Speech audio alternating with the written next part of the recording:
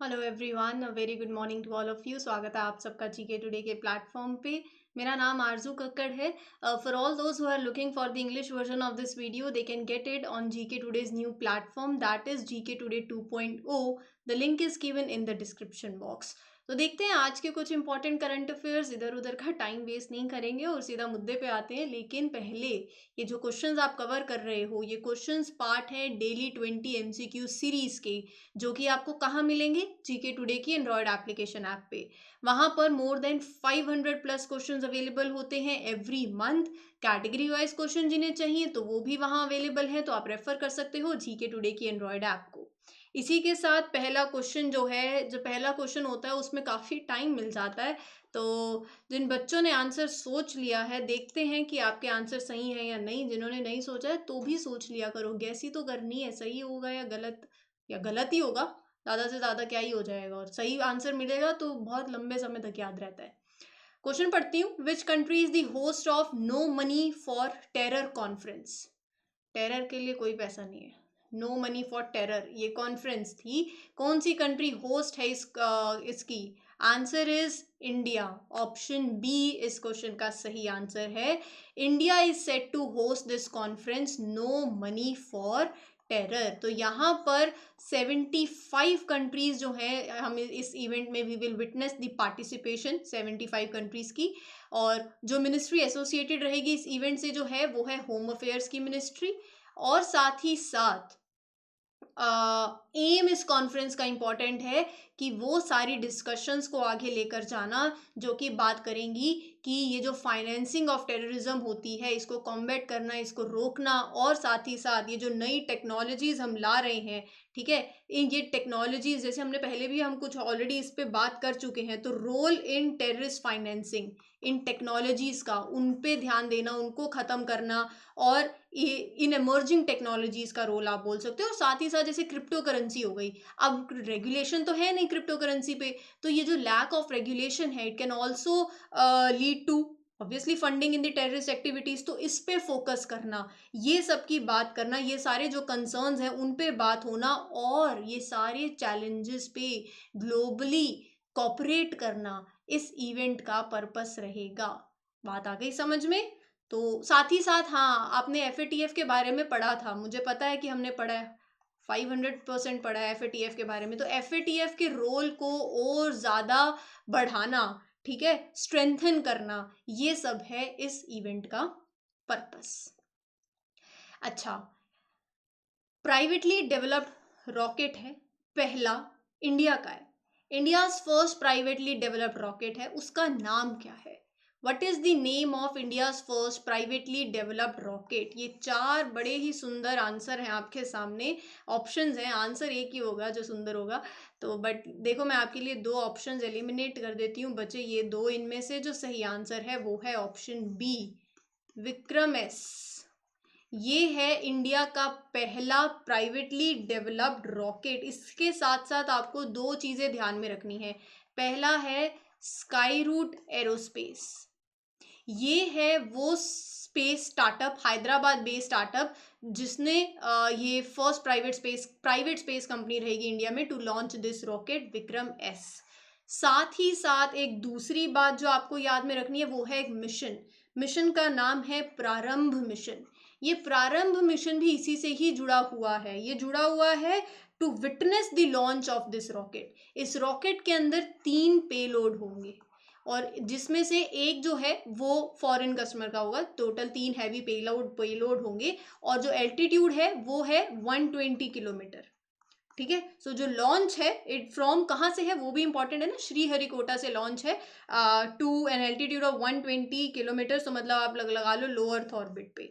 ठीक है। तो ये कुछ बातें हैं जो आपको ध्यान में रखनी है। जैसे ये प्रारंभ मिशन हो गया, तो ये प्रारंभ मिशन इसको विटनेस करेगा, इस लॉन्च को। साथ ही साथ जो डिजाइनिंग है, जो डेमोस्ट्रेट, ऑब्वियसली अभी it is a demonstration, so demonstrate कि whether it is capable, yes it is, but still to demonstrate that it is capable of launching heavy payloads. और एक बार अगर ऐसा हो जाए तो बहुत ही अच्छी बात रहेगी। चाहे आप फॉरेन कस्टमर्स की ही बात करो, जो कि अपने पेलोड्स आप सैटेलाइट लॉन्च करनी हो, तो आप प्राइवेट सेक्टर भी इसके अंदर आ गया है, इन्वेस्टमेंट हो सकती है इस सेक्टर में। पहले क्या था, इसरो जो है इंडियन स्पेस एजेंसी, वो सोलली रिस्पॉन्सिबल है डेवलप करने में, डिज़ाइन करने में, रॉकेट्स को लॉन्च करने में, ठीक है, and missions into the space. लेकिन जब प्राइवेट सेक्टर अब यहाँ पर अगर एंटर कर रहा है तो it will also, you can say, a new age definitely, and it will shoulder a part of the burden of the public organization also।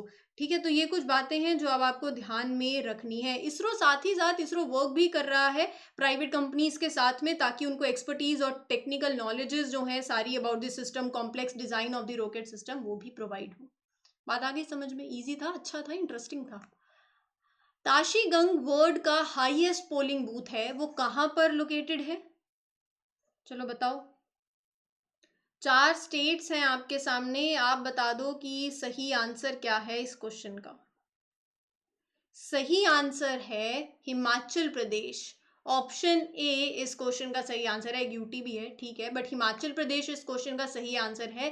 Tashigang एक हिमाचल प्रदेश में गांव है जो कि वर्ल्ड का हाईएस्ट पोलिंग स्टेशन है। It falls in the Buddhist dominated Lahaul Spiti district of the state. कितने के एल्टीट्यूड पे? 15,256 feet, and is one of the 17 assembly segments. Basically ये मंडी लोकसभा सीट जो है, इट फॉर्म्स इसके अंदर। और इंडिया चाइना बॉर्डर से 29 किलोमीटर की दूरी पे है। ये जो 2 विलेजेस हैं जो ये पोलिंग स्टेशन कवर करता है, एक ताशीगंग और एक गेटे। तो जो 2 विलेजेस हैं, दे हैव 48 वोटर्स, जिसमें 30 मेन हैं, 18 विमेन हैं, और एक 78 ईयर ओल्ड है Rigzin, who is the oldest voter at this polling station।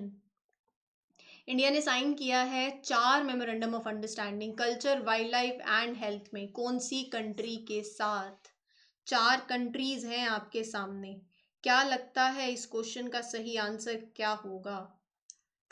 Cambodia, option B इस क्वेश्चन का सही आंसर है। मैप में देखा करो हर चीज़। ये यहाँ साउथ चाइना सी, ये बे ऑफ बंगाल, ये म्यांमार, फिर थोड़ा सा आगे आ जाओ तो थाईलैंड, फिर थाईलैंड घूम के आ रहे हो तो इधर देख लो कंबोडिया, ठीक है, लाओस से बॉर्डर टच होता है, वियतनाम से बॉर्डर टच होता है। तो ये चीज़ें मैप में देखा करो। और अभी क्या है ना, India Asian summit, Asian meeting हो रही है कंबोडिया में, तो उसी के चलते वहाँ पर 4 MOU इंडिया ने और Cambodia, basically India had signed in the areas of culture, wild life and health. मैं एशियन के बारे में बहुत अच्छे से इन डिटेल अभी ही इसी सेशन में ही डिस्कस करूंगी। तो अगला क्वेश्चन है कि कौन सी कंट्री है इसमें से, 4 ऑप्शंस हैं आपके पास, has been admitted as the 11th member of the ASEAN group. ASEAN की full form association of south east Asian nations. तो कौन सी country has been admitted as the 11th member? तो मतलब 10 मेंबर होते हैं ना वैसे, मुझे उम्मीद है आप सबको याद होंगे। तो 11th मेंबर है ऑप्शन ए, टिमोर लेस्टे। तो ये आप मैप देख रहे हो, दिस इज ईस्ट टिमोर, टिमोर सी हो गया यहाँ पर। तो ये सिटी है दिल्ली। तो ये है इस क्वेश्चन का आंसर, टिमोर लेस्टे। तो ऐसे अगर मैप में देखना है तो यहाँ पर, ठीक है। तो जो 4 मेंबर कंट्रीज हैं वो कौन कौन सी है? Indonesia, Malaysia, Philippines, Singapore, Thailand, Brunei, Vietnam, Laos, Myanmar and Cambodia. ये 10 मेंबर कंट्रीज हैं एशियन की, ठीक है। तो ये याद में रखना। अभी एक और क्वेश्चन भी आएगा, फिर मैं अच्छे से आपको बताऊंगी एशियन के बारे में, इस ग्रुप के बारे में। वर्ल्ड निमोनिया डे 2022 की थीम क्या है? What is the theme of world pneumonia day 2022? Championing the fight to stop pneumonia. मतलब आगे नहीं पढ़ रही मैं, क्योंकि यही आंसर है। ऑप्शन ए इस क्वेश्चन का सही आंसर है। हर साल, पहले तो ये याद में रखना है अपने को, बाकी बातें बाद में। एवरी ईयर होता है। डेट क्या है? 12th of November. क्यों होता है? ये जो डिसीज है निमोनिया, इसके लिए अवेयरनेस रेज करना लोगों में। लंग बेस्ड इन्फेक्शन होता है जो कि कोज होता है बाय बैक्टीरिया, वायरस और fungi. 12 November 2009, 12th of November 2009, ये पहला दिन दैट केम इनटू इफेक्ट जब हमने इस डे को ऑब्जर्व किया। So this day first came into effect on 12th of November under an initiative stop pneumonia. 2009 मतलब ईयर याद में रख लेना। वैसे 12th ऑफ नवंबर तो अपडेट याद ही रहेगी ना, क्योंकि हर साल ऑब्जर्व होता है। ई कुम पोर्टल रिसेंटली लॉन्च हुआ है, कौन सी फील्ड से एसोसिएटेड है? बहुत अच्छे अच्छे ऑप्शंस हैं आपके पास, मुझे जरा इसका सही आंसर बताएंगे? बताइए क्या लगता है इस क्वेश्चन का सही आंसर क्या होगा? पढ़ लिए सारे options? Technical courses in local languages, option B इस क्वेश्चन का सही आंसर है। इस पोर्टल में जो इंजीनियरिंग कोर्स है, टेक्निकल हो गया ना, तो उसकी बुक्स अवेलेबल होंगी। तो मतलब क्या खास बात है? खास बात यह है कि वो अब 12 शेड्यूल्ड इंडियन लैंग्वेजेस में होंगी। ये खास बात है। इस पोर्टल का फुल फॉर्म देखो क्या है, नॉलेज अनलीश्ड इन मल्टीपल भारतीय लैंग्वेजेस। अगर लैंग्वेजेस की बात आ रही है तो 8 शेड्यूल की बात क्यों नहीं आए, वो क्यों पीछे रहे? 8 शेड्यूल जो है हमारे कॉन्स्टिट्यूशन का, वो कंसिस्ट करता है कितनी लैंग्वेजेस? 22 लैंग्वेजेस। वो सारी लैंग्वेजेस आप देखोगे आज, ठीक है, मतलब आप होमवर्क है। लेकिन मैं आपको कुछ अमेंडमेंट्स बताती हूँ, कॉन्स्टिट्यूशनल अमेंडमेंट एक्ट्स। एक हुआ 1967 में, 1992 में, और एक 2003 में। ये था 21st, ये था 71st, और ये था 92nd। ये बहुत इंपॉर्टेंट है क्योंकि क्वेश्चन आ सकता है कहीं से भी। तो ये सारे कॉन्स्टिट्यूशनल अमेंडमेंट से जो जो लैंग्वेजेस ऐड हुई, देखो 21st से जो ऐड हुई वो है सिंधी लैंग्वेज। फिर 71st कॉन्स्टिट्यूशनल अमेंडमेंट एक्ट से जो ऐड हुई वो थी कोंकणी, मणिपुरी, नेपाली।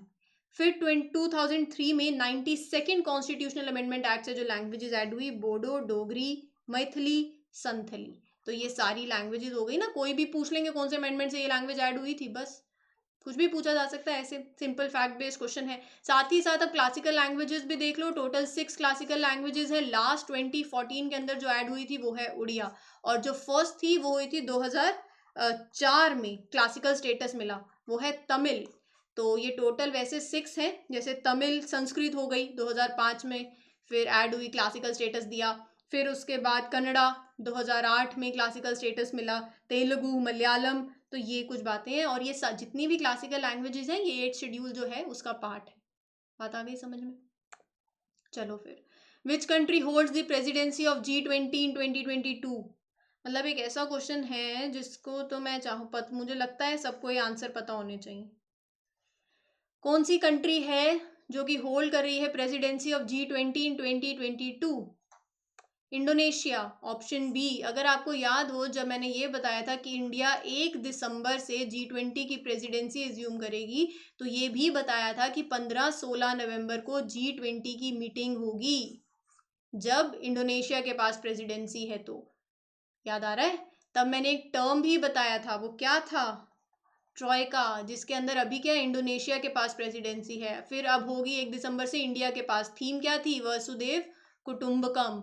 और फिर होगी अगले साल ब्राज़ील के पास। तो ये बना दिया इन्होंने ट्रॉयका, ठीक है। तो ये ऐसा पहली बार होगा कि ये जो 3 डेवलपिंग कंट्रीज़ हैं, इमर्जिंग इकोनॉमीज़ है, ये इनकी प्रेसिडेंसी हुई इकट्ठे एक साथ, मतलब ट्रॉयका में। हाँ, तो G20 समिट में इस बार जो ये इंडोनेशिया में हो रही है 15-16 नवंबर को, तो बेसिकली जो हमारे प्राइम मिनिस्टर हैं will have discussions with the other G20 leaders on global growth, food and energy security, environment, health, digital transformation. इसी के साथ आपका अगला क्वेश्चन आपके स्क्रीन्स पर, कौन सा ईयर है जिसे डिक्लेयर किया गया है as the ASEAN India friendship year? वो दोस्ती का साल। कौन सा ईयर है that has been declared as the ASEAN India friendship year? यही वाला 2022। ऑप्शन बी इस क्वेश्चन का सही आंसर है। बहुत से कॉमन गोल्स हैं, आप एशियन कंट्रीज देखो तो सही एक बार, आप अभी हमने देखी भी हैं, 10 मेंबर्स देखे हैं, ये सारी कंट्रीज के कॉमन गोल्स हैं इंडिया के साथ। कल्चरल कनेक्ट्स हैं आपके, ठीक है, बुद्धिस्ट और टाइज, रिलेशंस, कल्चर, टूरिज्म, और साथ ही साथ वो चाइना को जो काउंटर करना है, ठीक है, स्टेबिलिटी बना के रखनी है। तो और साथ ही साथ अभी इंडिया और एशियन ने अपने टाइज अपग्रेड भी करे हैं इन कॉम्प्रीहेंसिव स्ट्रैटेजिक पार्टनरशिप। एक समिट में अभी रिसेंटली जो मैं बात कर रही हूँ ना, 19th एशियन समिट हुई थी, एशियन इंडिया समिट जो हुई, तो उसमें कॉम्प्रीहेंसिव स्ट्रैटेजिक पार्टनरशिप 2002 को डिक्लेयर किया गया है as the ASEAN India friendship year, जिसमें 30 साल हो चुके हैं इस पार्टनरशिप को। और यहाँ पर अब थोड़ी सी, अगर मैं एशियन की बात करूँ आपके साथ, इस ब्लॉक की बात करूँ, अगर मैं इस ग्रुप की बात करूँ, इन मेंबर कंट्रीज की बात करूँ, तो ये 3rd लार्जेस्ट इकोनॉमी है वर्ल्ड के अंदर, और 3rd लार्जेस्ट लेबर फोर्स है बिहाइंड चाइना एंड इंडिया।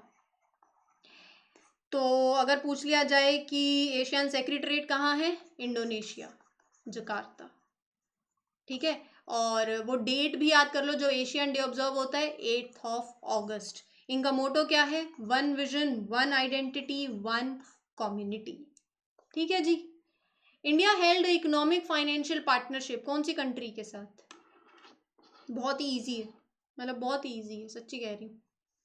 हमने अभी इसको इनडायरेक्टली कवर किया है जब मैंने ये बताया कि, चलो क्या बताया वो बताती हूँ पहले। यूएसए इसका सही आंसर है। India held economic financial partnership with the country that is USA. Unite बताया था ना कि इंडिया का लार्जेस्ट ट्रेडिंग पार्टनर यूएस है, चाइना को सरपास किया। टोटल बाइलेटरल ट्रेड कितना था, 119.42 बिलियन डॉलर्स। याद आ रहा है कुछ? एक्सपोर्ट इंक्रीज भी हुआ है from India to US, 76.11 billion US dollars. 2021-22 की बातें कर रही हूँ ये सारी।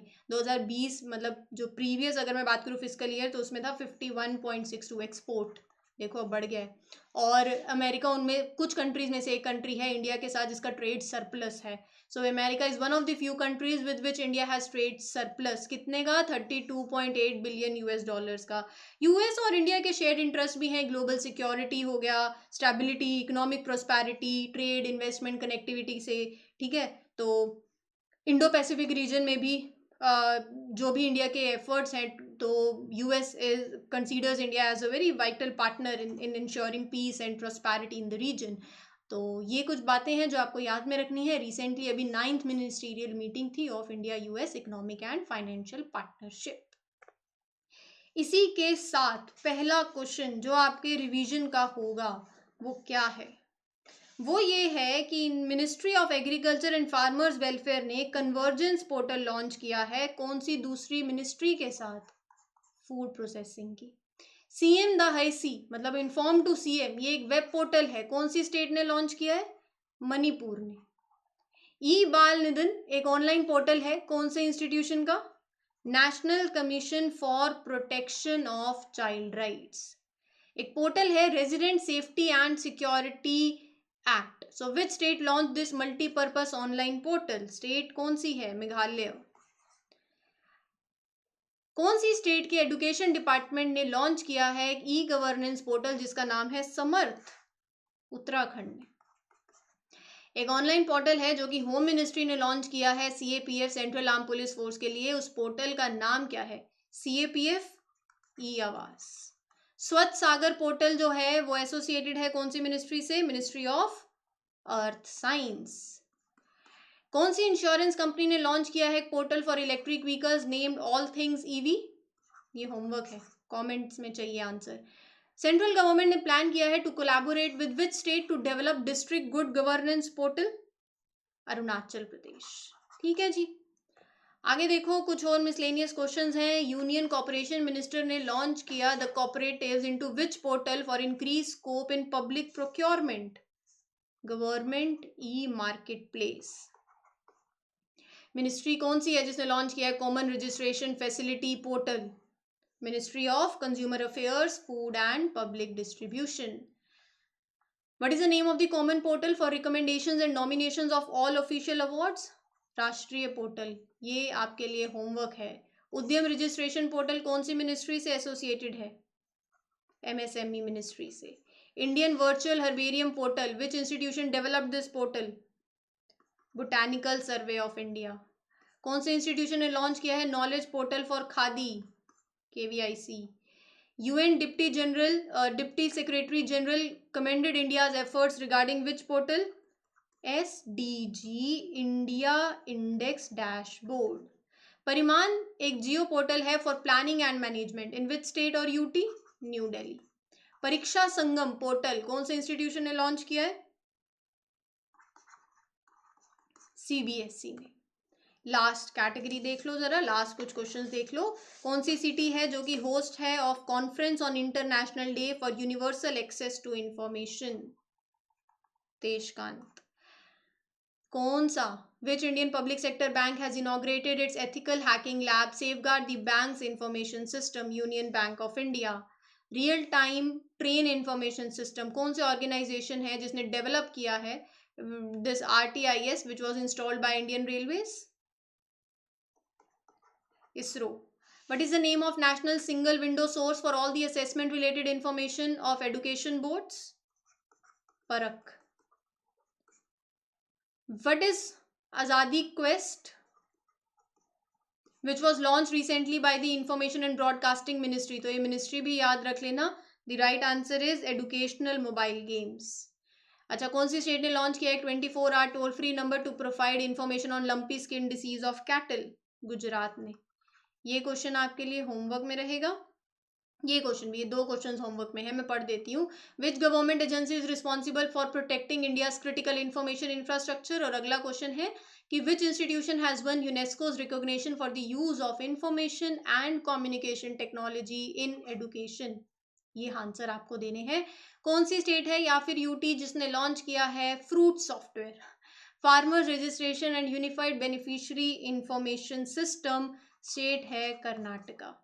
कौन सी ministry launch amendments to information technology rules 2021? Ministry of electronics and information technology. ये है आपके लिए होमवर्क. आज का सेशन में रिवीजन कैटेगरी बहुत आसान होनी चाहिए, आंसर देना बहुत आसान होना चाहिए क्योंकि काफ़ी क्वेश्चन हैं जो हमने रिवाइज किए हुए हैं. तो बात ये होती है कि रिवीजन सिर्फ ऐसी नहीं होती है, एक बार कर ली तो काम खत्म हो जाता है. रिवीजन 2 बार कर ली तो काम खत्म हो. रिवीजन इज बेसिकली जो आपको मल्टीपल टाइम्स करनी रहती है, n नंबर ऑफ टाइम्स करनी रहती है. कुछ क्वेश्चन ऐसे रहे हैं जो ऑलरेडी हमने कवर किए तो वो आपके लिए एक रिवीजन है. और रिवीजन सिर्फ एक बार या 2 बार नहीं होती, n नंबर ऑफ टाइम्स होती है. जो भूल गए वो वापस से याद हो जाएगा, जो याद था वो आप डबल श्योर हो जाओगे कि अब आंख बंद करके भी आंसर कर सकते हो, ऐसा. तो ये अपनी हैबिट भी बनाओ कि ये कि कितने कब तक कितना रिवाइज करें, कब तक रिवाइज करें. रिवीजन का कोई अंत नहीं है, ऐसा रिवाइज करना है आपको. इसी के साथ आई आरजू Kakkar wish everybody a very very best of luck. Happy learning everyone. Have a nice day. Thank you.